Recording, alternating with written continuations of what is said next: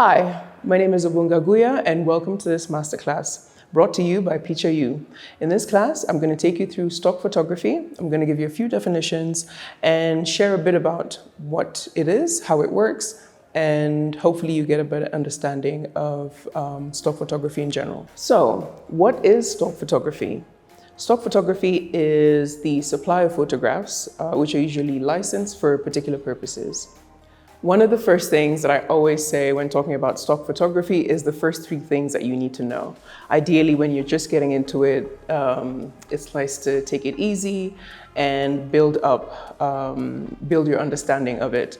So the first three things that I would say someone should know about stock photography is permissions. Stock photography ideally works through a series of permissions. The model will give the photographer permission to shoot them. The photographer will give the stock photography platform permission to sell their images, and the stock photography platform ideally makes the images available to the end user through a license agreement. So these series of permissions is what facilitates the industry of stock photography, and it's good to have this understanding because there's a higher threshold when it comes to stock photography because you are required to give, for example, release forms. So it's good to have this understanding of what the backbone is.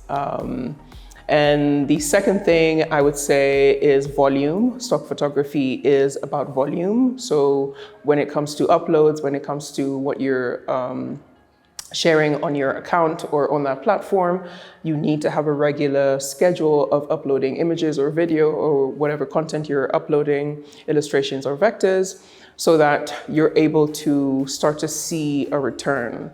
Ideally, most images will sell sometimes for cents. Sometimes you can get a few images that will sell for a few dollars, but it really builds. And this, one of the most important things to say about this is also variety.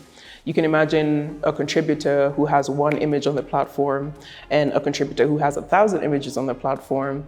This contributor with 1,000 images increases their chances of making a sale because when the end user goes to the platform and they look through the images, they have variety, they have a selection, and they can also build an understanding of that contributor's work, which helps convert into a sale. Finally, I would say the end user. Always have the end user in mind. When you're shooting for stock or submitting for stock, it's good to understand that someone is ideally going to purchase that image and understanding some of their needs. So for example, when the end user purchases the image or licenses the image, they usually will edit or do like a version of post-processing just to align the visual with their brand and the messaging that they want to do. So it's good to keep that in mind. So this would come into play in terms of negative space. You always want to think about that when you're shooting because the end user is probably going to add text to the image. So it's good to think about these things. Who is going to buy my image? Is it someone in tourism, someone selling hotels or luxury experiences or travel? So it's good to have that in mind so that when you shoot, you're able to submit images that make sense for that platform and also for the end user to be able to select and or license your images. The other thing that's important to think about is why are you getting on the platform? Why are you, for example, if you're online and you come across PICHA Stock, for example, and you see the images and it relates to you and you'd like to be a contributor, it's good to understand the platform in terms of the images that they have. So have a look at what's in the collection, have a look at what's on the landing page, for example, and if it makes sense, if it seems like something that you could shoot or you could submit, then that's a good indicator that you might do well on the platform, and also that you would understand what to shoot. Content demands is one of the most important aspects of the platform. Understanding how the platform works in terms of who the potential end users are, and also what does well on the platform really helps in terms of your success. So aligning what you're shooting or aligning your submissions with the content demands, the platform's content demands, really goes a long way. And most platforms will have briefs.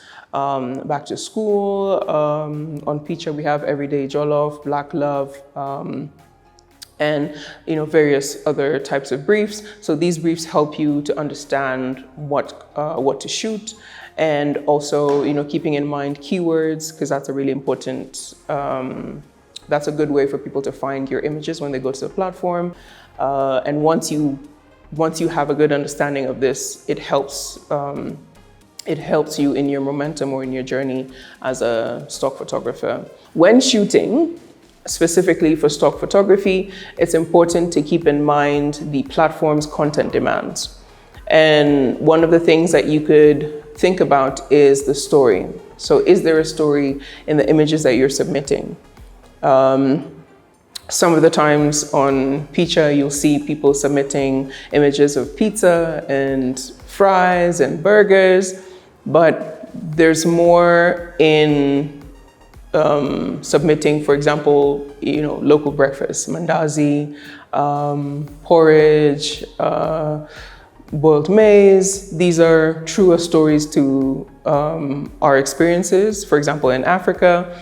So that resonates more with, for example, the end user, because when people are looking for stories of Africa or stories of Kenya, they're probably not looking for fries. So it's good to have that understanding of storytelling, so that you're able to tell a story that is relatable and is within the context of your experience. Not that you're not having fries and pizzas and burgers, but it's good to think about storytelling in terms of your lived experience. And a lot about stock right now is about candid moments, real stories. And the real stories that are happening in Africa, most of the time, is broader than what we would imagine. It's not always about kind of shooting for what you think other people want to see. It's good to think about what your story is and how you can execute that and showcase that. And also, keep in mind, of course, the platform's content demands. So for us at PICHA Stock, we're looking for everyday people and everyday stories. So that gives you a bit of insight on what to submit. So you could submit transport, you could submit lifestyle, you could submit food, and keep in mind that idea of like everyday life and everyday stories. So what does breakfast look like, at home, and things like that. So it helps to have like a relatable storyline when you're submitting. The next bit about stock photography is getting the actual permissions.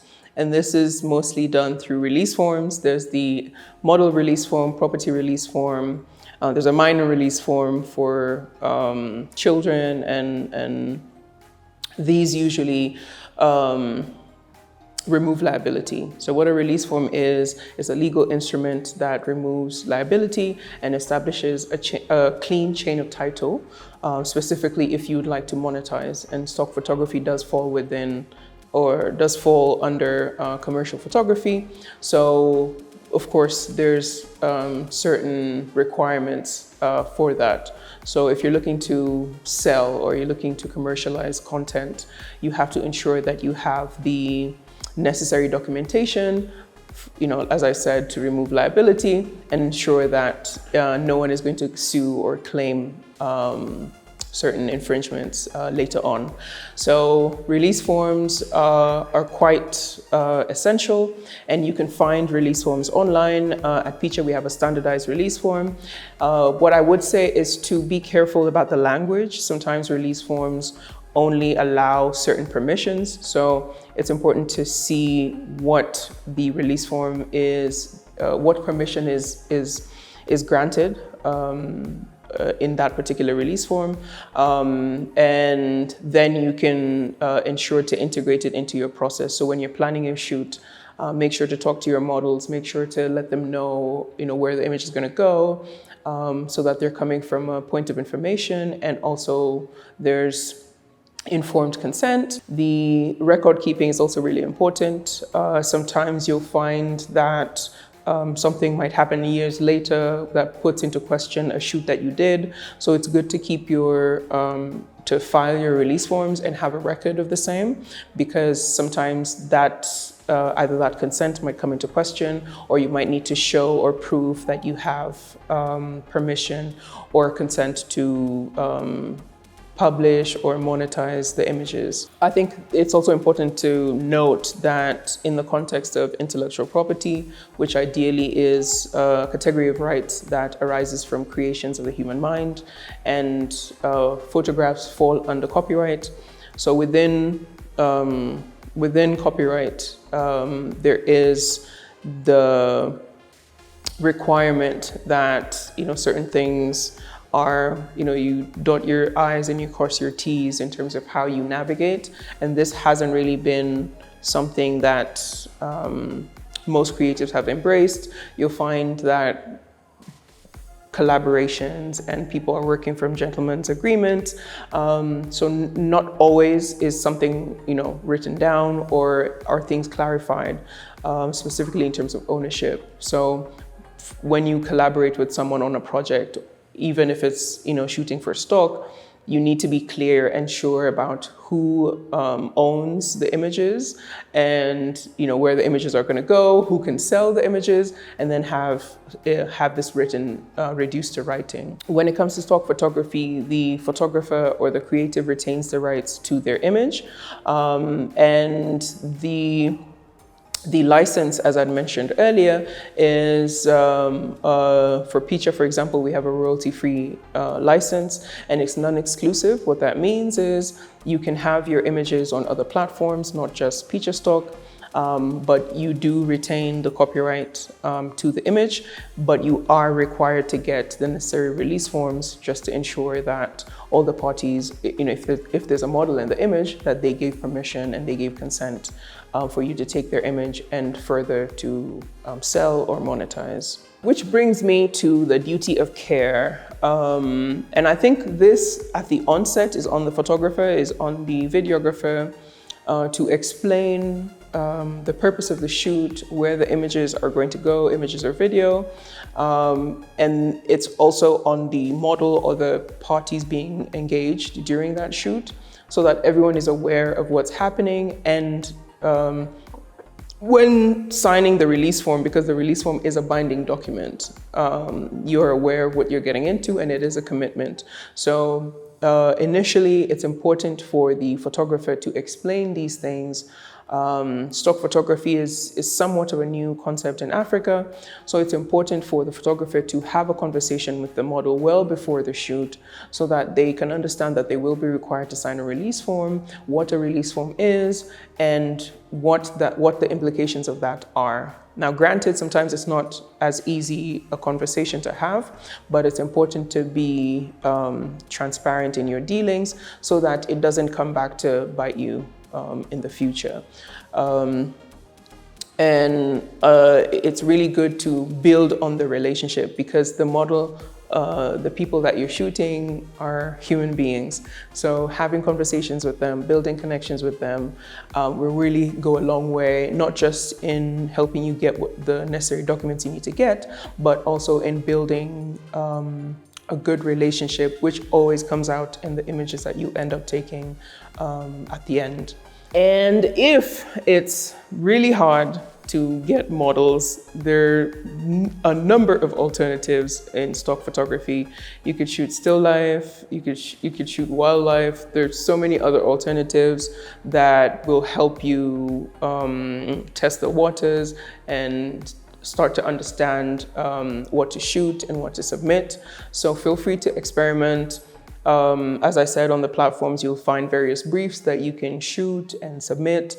And there's always a a process of curation. So this will go a long way in helping you build an understanding. So you can experiment with different things and submit your images. And when you get feedback, you'll know whether you're on the right track or you need to change. And we're always happy to have a conversation. We do portfolio reviews to help you understand the platform's content demands and also how you can improve on your images. So it's important to have this in mind as well. And yeah, like to some degree, it should be a fun process. It should be a learning process. So hopefully you have a good time in checking out the platform, checking out the type of images, and also playing around with what you can submit. And it could get you interested in a new area of photography. So don't be afraid to try different things or new things. We've gone over a simple definition of stock photography. We've gone over the 3 first things that you should know: what to shoot, getting permissions, and also the duty of care that photographers and models should take when engaging in a shoot and creating visuals. I'd love to hear your questions and your feedback and your comments. So feel free to leave a comment in the comment section below. I look forward to seeing your comments, and thank you for watching.